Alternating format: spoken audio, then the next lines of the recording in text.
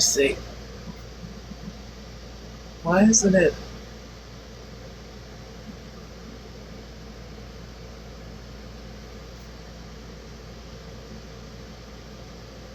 Okay. So we're somewhere about right here. We're about to come over here and get off of our ship and get onto this abandoned realm.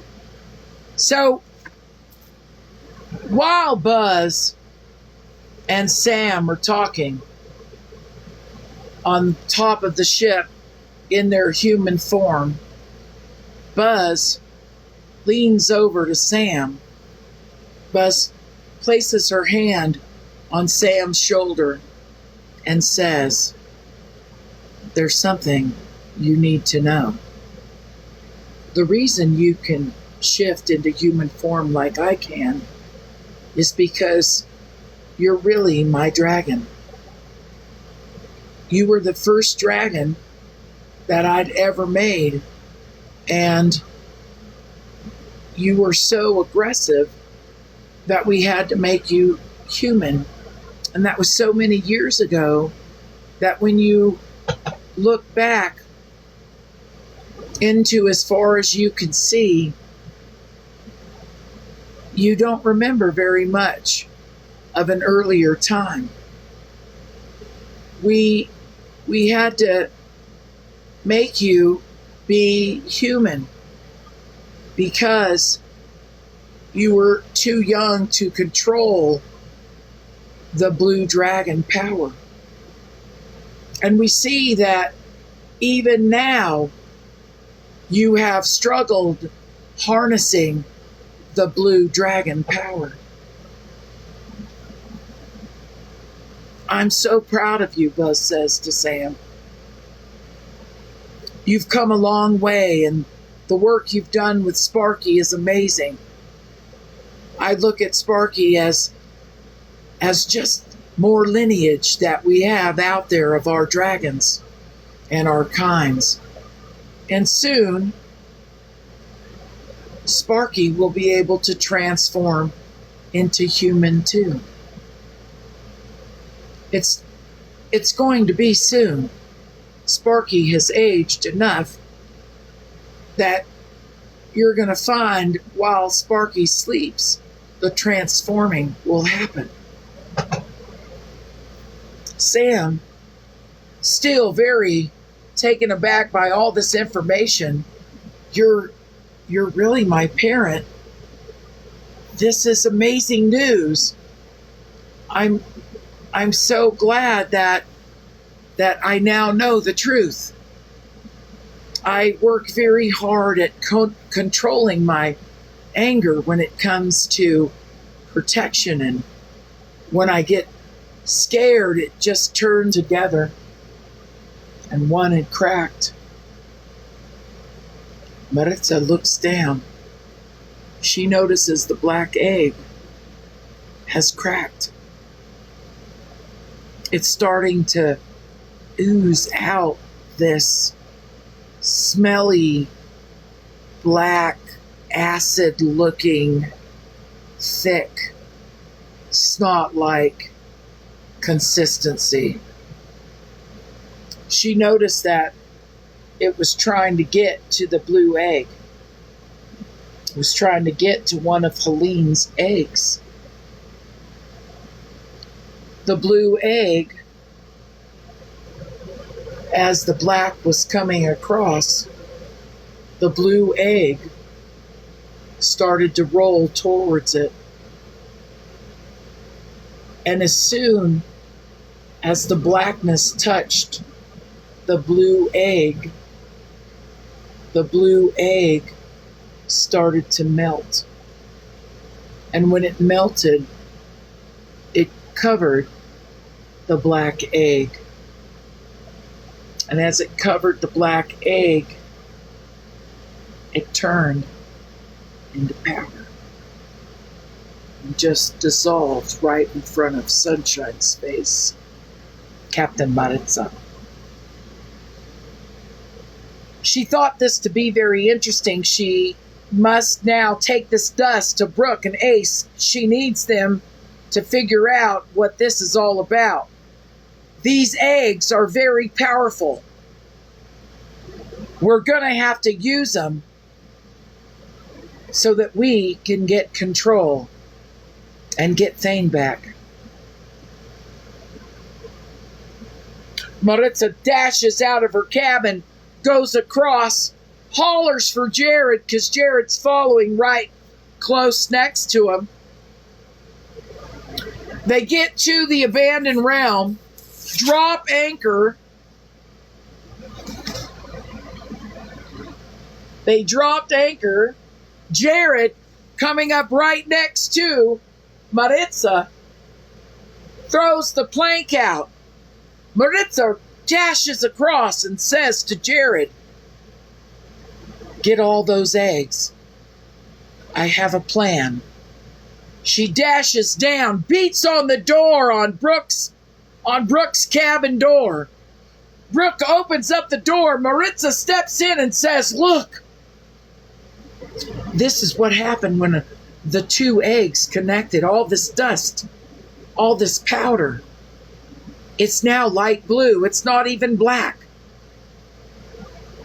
Brooke looks at the powder and says, "I must run tests. I'll get back to you as soon as I know something." Maritza dashes out, gets back onto her ship, walks over to Sam and Buzz and says, "We're going to need to fly. We're going to need the dragons. We're going to load up some pouches that's going to be filled with eggs. And this is what we're going to do." And as Maritza is telling them what's going to happen and how they want this done, Sam, in her mind, wheeling with all of this new information, is so excited that she gets to control this dragon.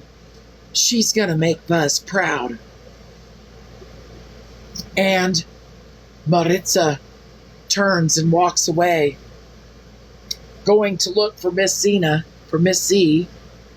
She tells Miss Z what's going to happen. Miss Z feels like it could be a risky plan, that someone could get hurt. Maritza says it's worth the chance. We've got to get rid of that cloud. We've got to get rid of that lightning. We don't know what Miss V is capable of now that she has Thane. What's she doing right now to Thane? Me and Kimoji have set down and now are headed over to the abandoned realm. We've been here before once or twice. We're looking for the cave where we can smell Miss V. She has a very irony smell. I think that that's probably some of the evil that's coming off of her. Me and Kimoji jump in the boat and we now start rowing to the beach. And as we come up to the beach, we noticed that there was somebody standing over by the grove of trees.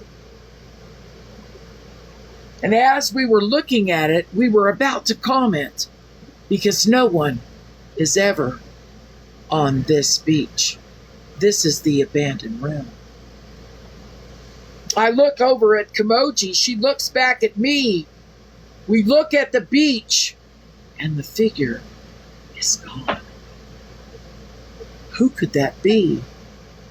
What manner of this person that just appears and disappears? We've seen this before on another island, on another realm. We don't know who this could be. So now when we land on the beach, we need to be very cautious. We get out of the boat and we pull our boat up onto the beach a little further, and we wrap the rope around right where that person or thing was standing. And now we head up the trail so that we can start checking the caves. Kamoji stops me, opens up my satchel, reaches down inside,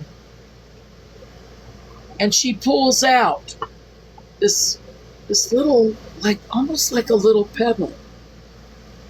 And she puts the little pebble in my hand, and I'm looking at it, and I'm kind of looking at her like, we're looking for Thane.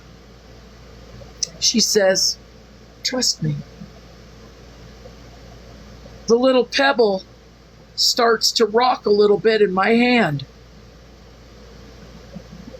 I notice it rocking. The next thing I know, the pebble starts to open. And as it opens, thousands of tiny little legs are now visible. Thousands of little legs. The pebble has turned into some kind of bug. The next thing I know, the pebble starts to walk out to the end of my finger. And I'm watching it. And I'm looking at Kamoji, and Kamoji says, trust me.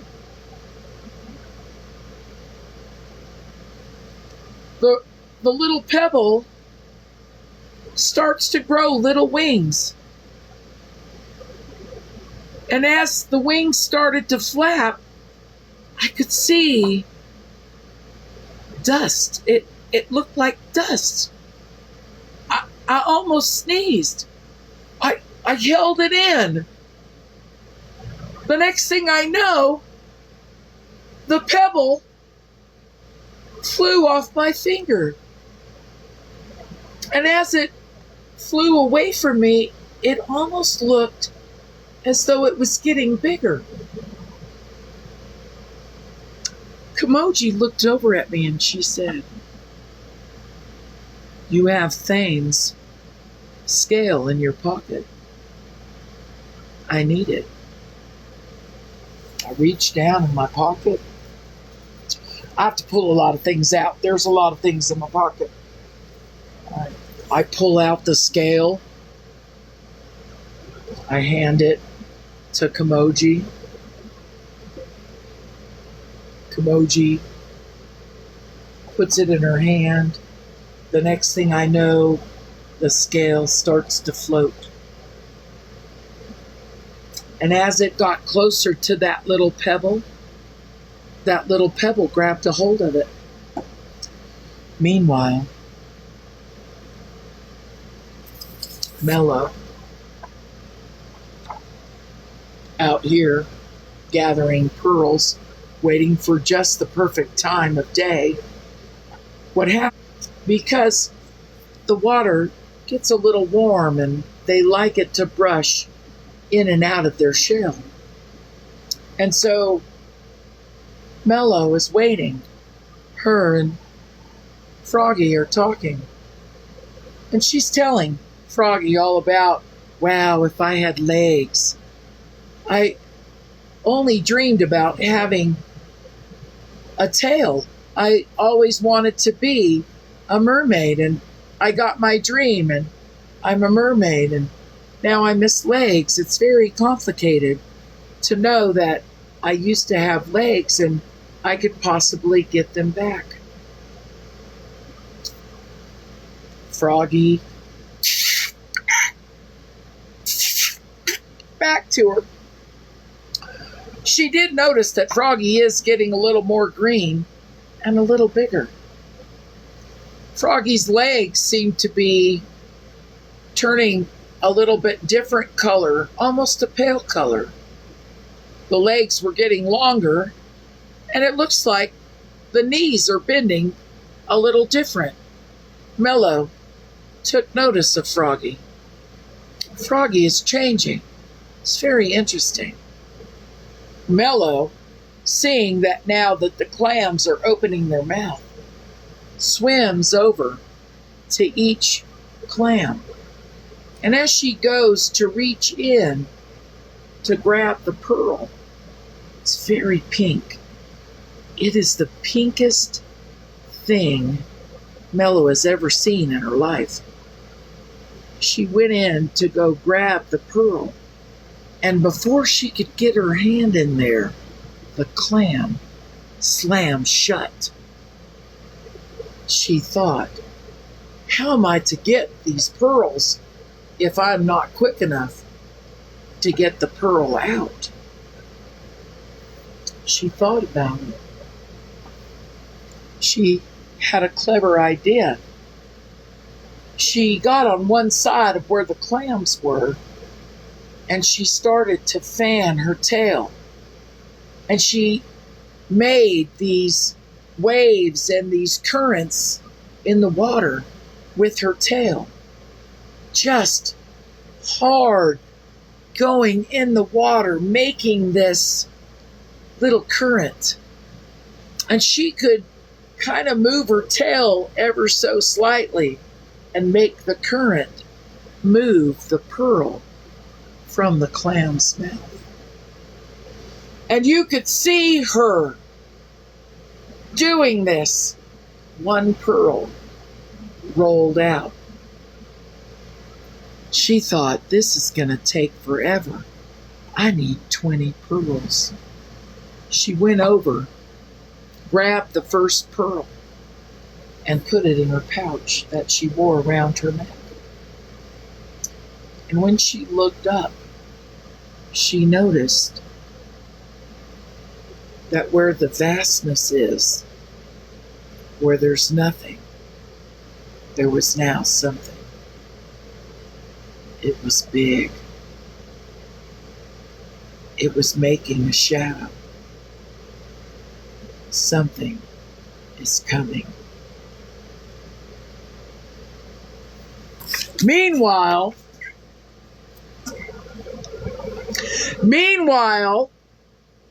they've loaded up Sparky.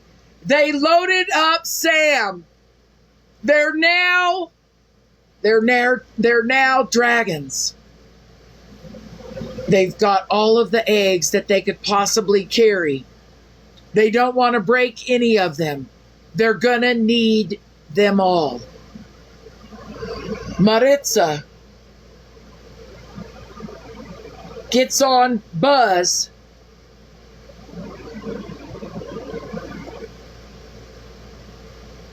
I'm thinking. Maritza gets on Buzz. Miss C is on Sam. Sparky, Ace is riding. Their jobs on top of these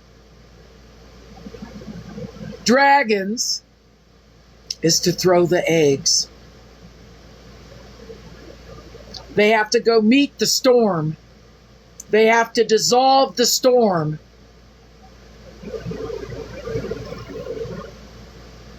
They head out.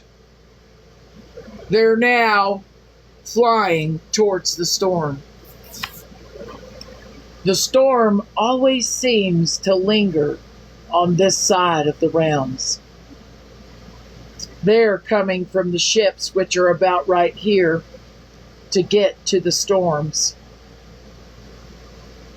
Ace, very excited to participate, knows that he can throw an egg pretty hard and pretty far. Miss Z is going to be able to grab several eggs at one time with her magic and be able to throw them at the storm. They don't know what's going to happen when they get there. They've got to fight this storm. It's just evil. And as they fly higher up and they're looking down and they can see the storm below them, they can see what looks like worms or snakes sizzling in the clouds, electrified. First, Miss Z goes. She can see the storm just moving around right below her. She decides she's going to drop a few of the eggs. She throws the eggs down, and as the eggs crash into this storm, you could see them break. You could see whatever was in the egg absorb the electricity worm in this storm. She starts throwing with all her might. Sparky flies around with Ace. Ace is throwing the eggs down. They're flying. There's nothing stopping them from defeating this cloud. Ace throwing the eggs down. Sam coming around. Maritza throwing some eggs down. You could see the clouds starting to dissipate. You could see the eggs really dissolving those creatures.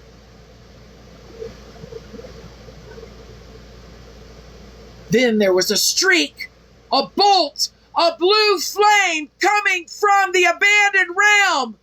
The blue flame was so powerful that it knocked Maritza off of Sam. Sam goes tumbling. Maritza falling.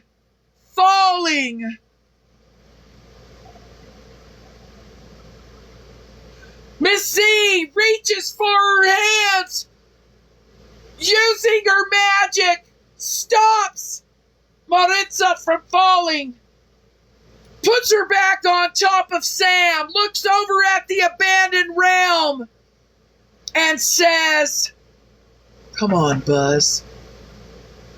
Let's go get her." Buzz, with all her might, throws her arms back, spreads her wings, and flaps hard, ready for this fight. Buzz goes into it, flapping. Buzz is ready for this fight. Meanwhile, back on the abandoned realm, me and Kimoji don't know what's going on with all the eggs and everything that's happening. We look up and we can see the battle, pure as light. We don't know. We look up, astonished, astounded. We don't know. We see what cave that blue flame came from. We were up high enough to see it. Us. They are not happy. Buzz flies right over us. We watch Buzz fly into that cave.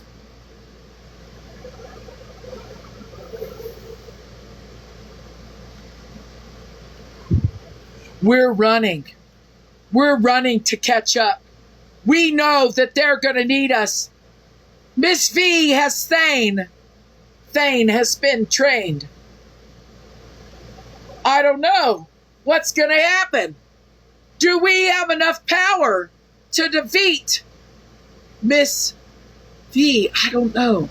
But Miss Z, and right in that cave, we're running. I can't run as fast as Kimoji, but Kimoji, all fours as her squirrel self, ninja-like skills, just running. Meanwhile, Jared and Brooke, brother and sister, are watching from the ship. Jared is the captain of the other ship. Jared looks up and then looks back down at Brooke and says, I'm worried. I don't know if we have enough eggs. I don't know if we're going to win this battle. And Brooke looks up at Jared and says, Brother, we're going to win. I know we're going to win. Meanwhile,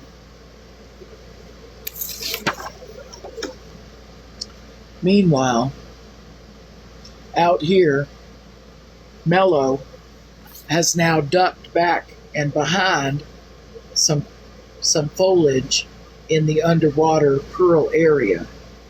She has only gotten one pearl, and now she feels she's in danger. And as she watches this figure that now she can see as that octopus they were all talking about, the one that sank the ship. This was the biggest kraken, has to be a kraken, the biggest kraken she's ever seen. She can't get to the pearls now, and she only has one. She doesn't know if the kraken is going to know she's there. What she noticed was just a little away from her was a clam that was open. And it was a big enough clam that she could probably curl up inside of it. And if it closed, she could possibly be safe. She doesn't know if that's a good idea. So she talks to her friend Froggy. And remember, Froggy doesn't really talk back. And she's saying to Froggy, I don't know if we should do that. I want to be safe. Froggy looks at her and kind of ribbits right back to her.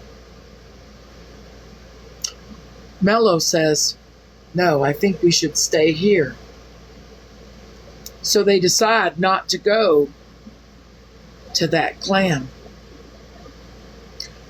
The kraken and all of the legs are now coming past the field. The kraken doesn't even notice that Mello is over there. The kraken swims through the water realm area, and it looks like he's headed over to the abandoned realm. I wonder what woke him up. I wonder why he's going to the abandoned realm. Meanwhile, in the cave where Miss Xena and Buzz just flew into, Kimoji right on their tails, they get in the cave and they land, and Miss V is over in the corner. She has Thane. There's a dagger in his neck. The only way she could control him. That dagger is a mystical object that when pierced, whatever is pierced with it can be controlled. Thane, you could tell, was battling inside of himself about what he was about to have to do.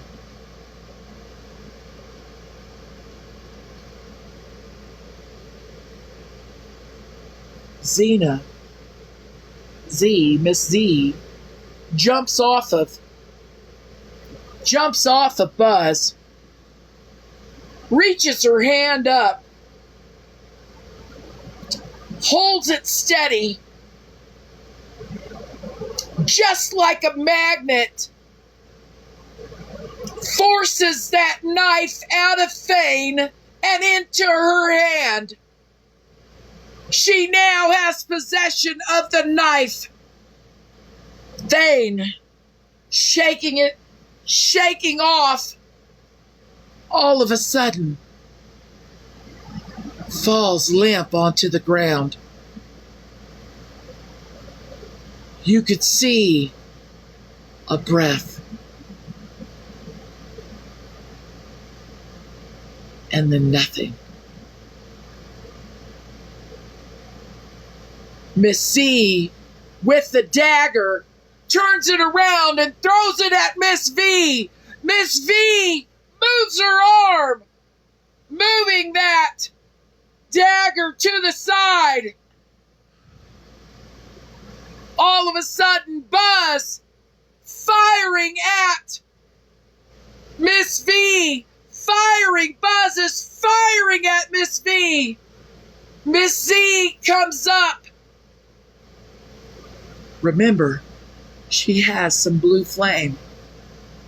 She takes her rod, holds it in the air, fires the blue flame.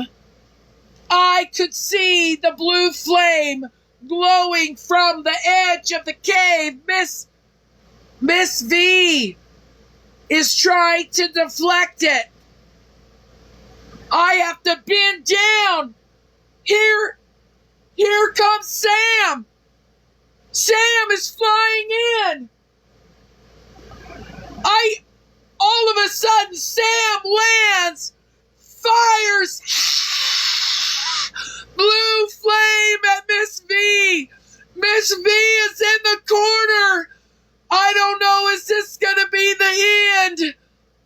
Miss V reaches into her cloak. She pulls out a little bottle, throws it on the ground, and it breaks. And out comes an enormous heck yeah! Woo! Whoa! Oh my God! What a cliffhanger! Wow, my God! I don't even know. Jeez. I don't. Wow, my goodness gracious!